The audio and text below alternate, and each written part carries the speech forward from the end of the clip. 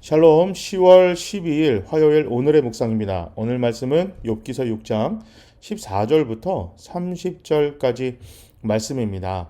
욥은 자신을 동정하지 않는 친구들을 개울처럼 변덕스러우며 두려운 일을 보고 겁낸다고 말합니다. 욥은 자신에게 허물이 있으면 가르쳐 보라고 하며 친구들을 향해 고아를 제비뽑고 친구를 팔아넘기는 자들이라고 질책합니다. 욥은 자신의 의가 건재하니 친구들에게 오히려 돌아오라고 요청합니다. 자, 욥은 친구들과 토론을 통해서 자신의 억울함, 어려움을 계속해서 그들에게 이야기합니다. 그러나 친구들은 지금 욥의 상황에 대해서 이해하고 욥의 아픔과 고통을 나눌 생각은 없고 자신들이 생각하고 자신들이 믿고 자신들이 보고 싶은 현상만 바라보면서 욥을 평가하고 판단하고 있습니다.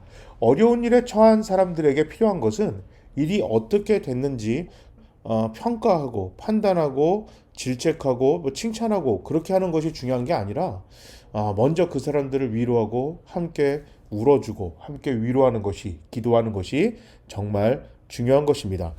14절은 여러 가지 번역이 가능한데요.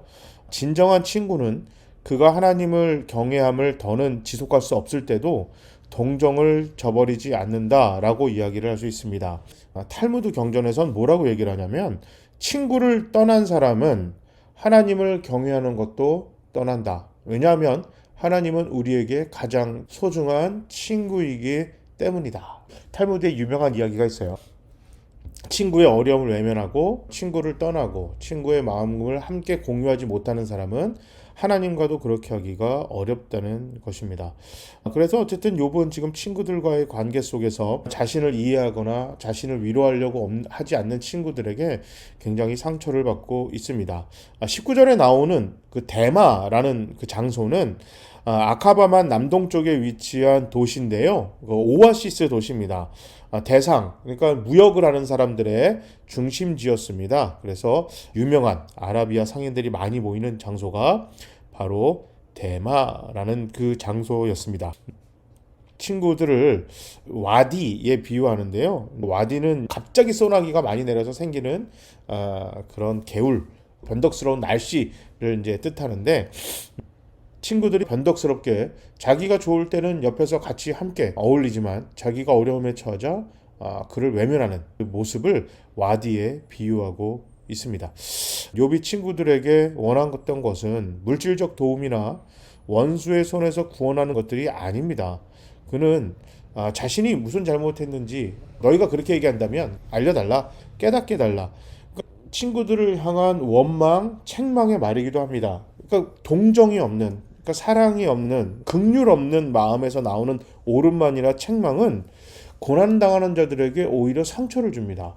그 사람을 진심으로 위로하고 이해하고 어떻게든 지금 이 상황에서 일어나기를 바라는 마음이 없는 어떤 상황적인 평가, 판단, 이야기들은요, 때로는 굉장히 날카로운 비수가 되어서 쓰러져 있는 사람을 더 고통스럽게 힘들게 만들기도 합니다.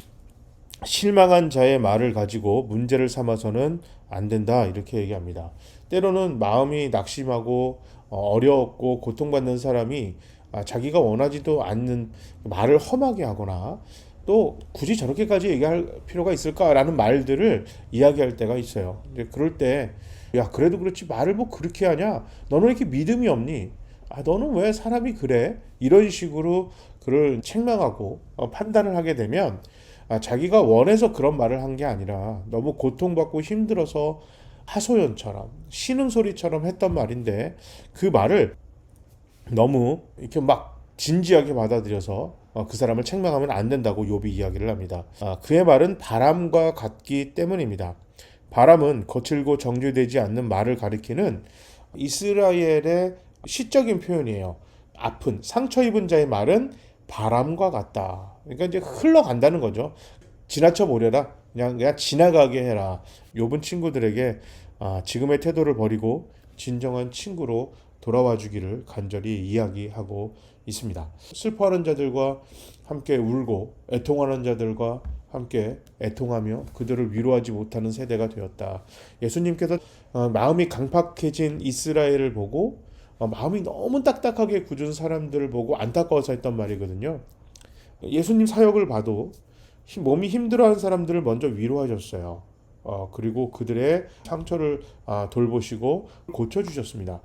예수님의 사역을 봐도 예수님은 힘들고 어려운 사람들은 위로하시고 함께 그들의 마음에 같이 동조하시고 그들을 안아주셨던 예수님의 사역의 모습을 지에서 저자는 욥의 입을 통해서 우리에게 이야기하고 있습니다.